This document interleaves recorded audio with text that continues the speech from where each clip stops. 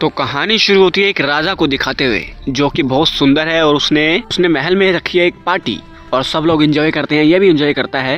तभी वहाँ पर एक बूढ़ी औरत आती है और वो कहती है कि राजा ये गुलाब ले लो और मैं जो है थक चुकी हूँ, मुझे बहुत दूर जाना है और मुझे अपने यहाँ शरण दे दो, कहीं एक कोना दे दो वहाँ मैं बैठकर आज की रात गुजार लूँ। लेकिन ये कहता है कि तुम तो गरीब हो, बदसूरत हो, मैं ये तुम्हारा गुलाब एक्सेप्ट नहीं करूँगा और उसका गुलाब रिजेक्ट कर देता है। उसके बाद ये औरत वो गुलाब उठाती है और वो बहुत खूबसूरत जादूगरनी बन जाती है और वो कहती है कि राजा तुम बहुत सुंदर हो, लेकिन तुम्हारे दिल के अंदर बिल्कुल भी सुंदरता नहीं है और तुम्हारे अंदर घमंड भरा है और तुम्हारे अंदर दया नहीं है। तो मैं तुम्हें अब बीस्ट बना दे रही हूँ और तुम नॉर्मल तभी होगे जब तुम्हें प्यार का एहसास होगा, तुम किसी से प्यार करोगे, कोई तुमसे प्यार करेगा। उसके बाद वो एक बीस्ट में बदल जाता है और वो उस गुलाब को संभाल के रखता है, क्योंकि उस गुलाब की अगर आखिरी पत्ती गिरी तो समझ लो इसकी सांसें बंद। और बीस्ट उस गुलाब को देखता है और इंतजार में होता है कि इसके अंदर कब दया जागे, कब ये नॉर्मल हो जाए। और यहाँ दूसरी तरफ हमें दिखाया जाता है एक खूबसूरत गांव और उस गांव के अंदर एक खूबसूरत लड़की जिसका नाम है बेले। और बेले यहाँ पर गाती है, पढ़ती है, बहुत नटखट है, वो अपनी लाइफ को फुली एंजॉय करती है। और वहीं पर हमें दिखाया जाता है गैस्टन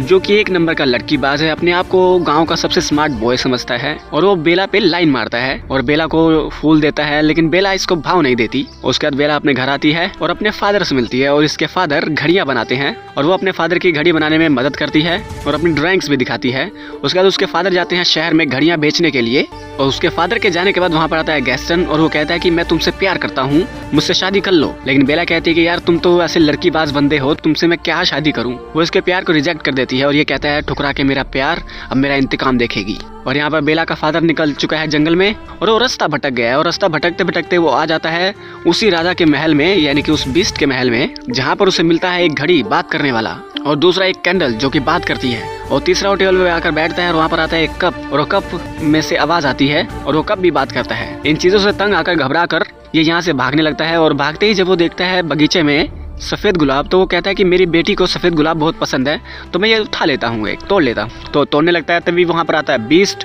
और बीस्ट इसको पकड़ लेता है और अपने पास बंदी बना लेता है। लेकिन इसका घोड़ा भाग जाता है शहर के लिए, मतलब गांव के लिए, और वो आता है बेला के पास और बेला को सारी बातें बता देता है कि तुम्हारे फादर को वहाँ पर एक बीस्ट ने पकड़ लिया है, वो गुलाब तोड़ रहे थे तुम्हारे लिए। मतलब ऐसा बोलता नहीं है, वो समझ जाती है कुछ हुआ है मेरे फादर के साथ। और वो उस घोड़े पर बैठ कर निकल पड़ती है उसी राह पर और वो पहुंच जाती है महल के अंदर। और महल के अंदर आने के बाद हमें दिखाई जाती है महल की बहुत ही ज्यादा खूबसूरती। ऐसा सेट आज तक बॉलीवुड की किसी फिल्म में नहीं बना है। इसके साथ भी हुआ होता है, सारे कैंडल उससे बात करती हैं, घड़ियां उससे बात करती हैं और वो आती है अपने फादर से मिलती है और उसका फादर कहता है कि यहाँ का जो बीस्ट है उसने मुझे उम्र कैद की सजा दी है गुलाब तोड़ने के चक्कर में। और तभी वहाँ पर आता है वो बीस्ट और वो कहता है कि तुम यहाँ क्या कर रही हो, तुम यहाँ से चली जाओ। लेकिन बेला कहती है कि ऐसा है मेरे फादर को छोड़ दो, इनकी सजा मैं काट लेती हूँ। और वो अपने फादर को निकाल देती है यहाँ से और खुद बंदी बन जाती है। और बीस्ट कहता है तुम बहुत बड़ी बेवकूफ हो। उसके बाद महल में सुबह होने लगती है और तभी उसका दरवाजा खोल देते हैं ये घड़ी और वो कैंडल और इससे बातें करती हैं। लेकिन ये डरती है, ये साला हो क्या रहा है, ये लोग कैसे बात कर रहे हैं। ये इन पर हमला भी करती है लेकिन ये लोग उसको मना लेते हैं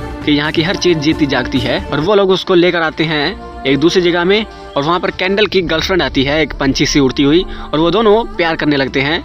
और बेला इनके रोमांस देखकर मुस्कुराती है और तभी वहाँ पर वो जाती है अलमारी के पास और अलमारी उसको कहती है कि मैं तुम्हें अच्छे अच्छे कपड़े पहनाती हूँ, रुको अभी। और वो उसको कपड़े के अंदर ही डुबा देती है।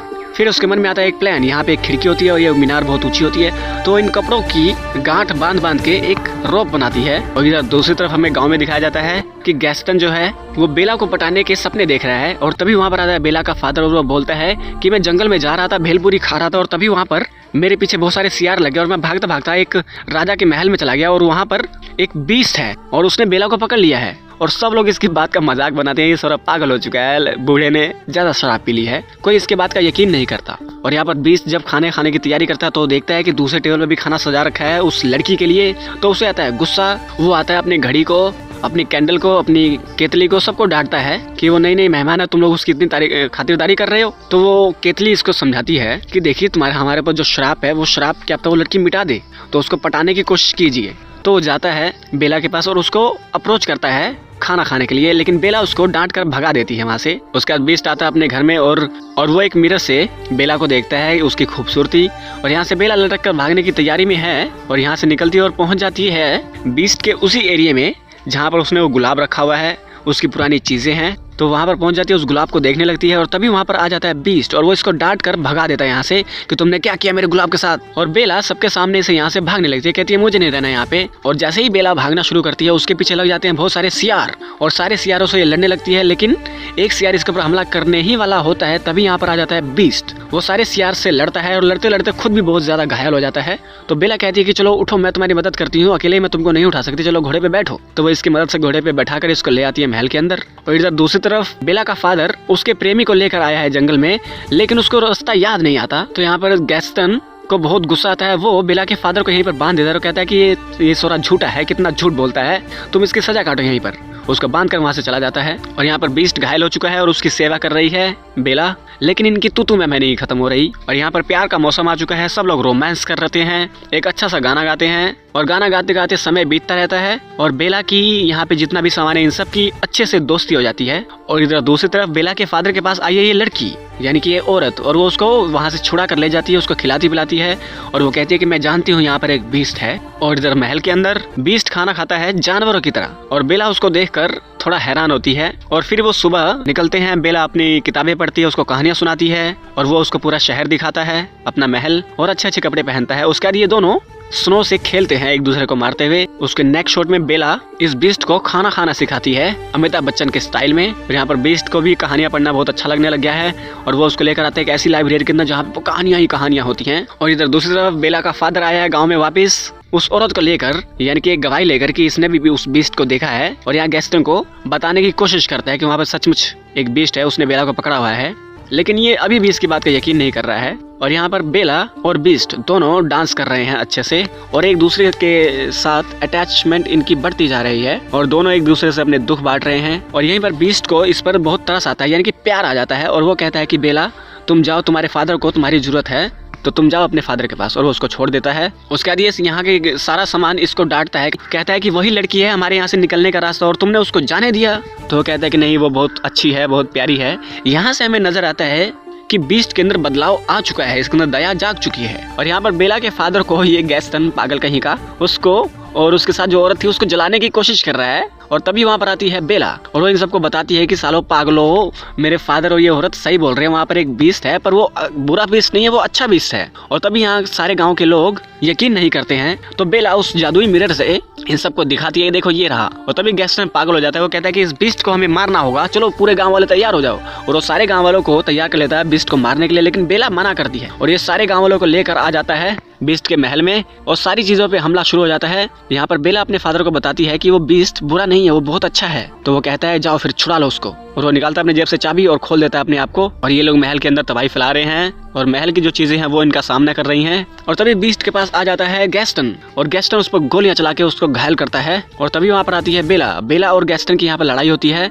यहाँ पर गैस्टन बेला को मारने लगता है और तभी बीस्ट को आता है गुस्सा, वो घायल होता होता बेला को बचा लेता है और खुद गोलियां खाने लगता है। और गोलियां खाते खाते वो गैस्टन को लटका देता है एक मीनार से और कहता है कि तुम्हें यहाँ से मार दूं। तो कहता है भगवान के लिए मुझे छोड़ दो। तो वो उसको छोड़ देता है, लेकिन ये छूटने के बाद गैस्टन इसको नहीं छोड़ता, उसको पीछे से गोली मारता है, 2-3 गोलियां मार देता है और वो खुद भी मीनार से गिरने लगता है और मर जाता है वो तो गिर के। और यहाँ पर बीस्ट बहुत घायल हो चुका है और वो अपने प्यार का इजहार करता है कि कहता है कि तुम्हारे जैसी ब्यूटी मैंने पहले कभी नहीं देखी और मैं तुमसे प्यार करता हूँ। और तभी उस गुलाब का आखिरी पत्ता भी गिर जाता है, यानी कि इसका टाइम नजदीक है। और यहाँ पर बेला भी अपने प्यार का इजहार करती है, कहती है कि मैं तुमसे बहुत प्यार करती हूँ, मुझे छोड़कर मत जाओ, भगवान के लिए वापस आ जाओ। और यहाँ पर धीरे धीरे सभी चीजें मरने लगती हैं, जितनी भी चीजों के अंदर जान थी। और तभी वहाँ पर आती है वही औरत जो कि हमें बिल्कुल स्टार्टिंग में दिखाई गई थी, जो बूढ़ी बनकर आई थी, जिसने ये श्राप दिया था। वो देख लेती है कि बीस्ट के अंदर, यानी कि जो राजा था, उसके अंदर दया जाग चुकी है, लोगों के लिए प्यार जाग चुका है। तो वो अपने श्राप को वापस लेती है और राजा को नॉर्मल कर देती है। और यहाँ पर बेला अपने राजा होने वाले राजा को देखती है और एक दूसरे से इजहार करते हैं और किस करते हैं। और धीरे धीरे यहाँ पर सभी चीजें नॉर्मल हो जाती हैं। जो व्यक्ति जो था वो बन जाता है, एक घड़ी वाला था वो घड़ी टाइम बताने वाला बन जाता है, घड़ी ठीक करने वाला बन जाता है। एक कैंडल जलाने वाला जो नौकर था वो बन जाता है, उसकी गर्लफ्रेंड बन जाती है। वो केतली में जो औरत थी वो बन जाती है और कप जो था वो बच्चा था वो बन जाता है। यानी कि सभी लोग इंसान बन चुके हैं और ये लोग फिर से पार्टी करते हैं, एंजॉय करते हैं बेला और राजा यहाँ पर डांस करते हैं और यहाँ पर यह खूबसूरत फिल्म खत्म हो जाती है। तो दोस्तों फिल्म बहुत ही ज़्यादा अच्छी है, आप पूरी फैमिली के साथ बैठकर देख सकते हैं। अगर ये वीडियो अच्छी लगी तो इस वीडियो को लाइक कर दें, चैनल को सब्सक्राइब कर दें, बेल आइकन दबा दें ताकि अगली बार हम कोई भी वीडियो डालें आप लोगों के पास उसका नोटिफिकेशन आ जाए। तो मिलते हैं आपके साथ अगले वीडियो में, तब तक के लिए नमस्कार।